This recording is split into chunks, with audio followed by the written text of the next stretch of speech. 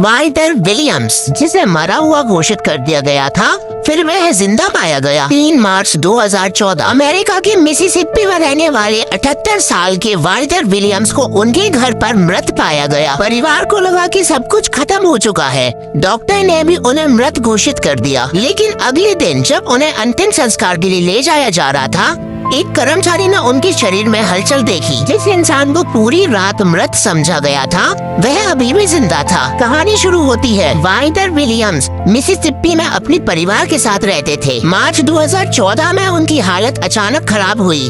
उनके परिवार ने मदद के लिए अधिकारियों को बुलाया। जांच के बाद उन्हें मृत घोषित कर दिया गया। परिवार के लिए ये बेहद दुखद पल था। उन्हें लगा कि अब वाल्टर कभी वापस नहीं आएंगे।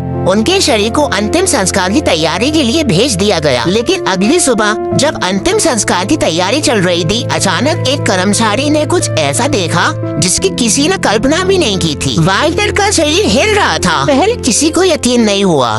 फिर अधिकारियों को बुलाया गया और जब दोबारा जांच की गई तो पता चला कि वाल्टर जीवित थे। जिस व्यक्ति को लगभग 1 दिन पहले मृत घोषित किया गया था, वह फिर से जिंदगी में लौट आया था। कल्पना करो उस परिवार की हालत। 1 दिन पहले वे अपने पिता की मौत का दुख मना रहे थे, अंतिम संस्कार की तैयारी कर रहे थे और फिर अचानक खबर मिलती है वाल्टर जिंदा है। परिवार के लिए ये किसी चमत्कार से कम नहीं था। वाल्टर को तुरंत अस्पताल ले जाया गया। वहाँ उनका इलाज किया गया और उनकी हालत पर नजर रखी गई। लेकिन एक सवाल रह गया, अगर वाल्टर जीवित थे तो उन्हें मृत घोषित कैसे कर दिया गया? यही इस कहानी का सबसे रहस्यमय हिस्सा है। वाल्टर के मामले के बाद अधिकारियों ने माना कि उनकी मौत घोषित करने में गलती हुई थी। इस घटना के बाद यह मामला पूरे अमेरिका में चर्चा का विषय बन गया।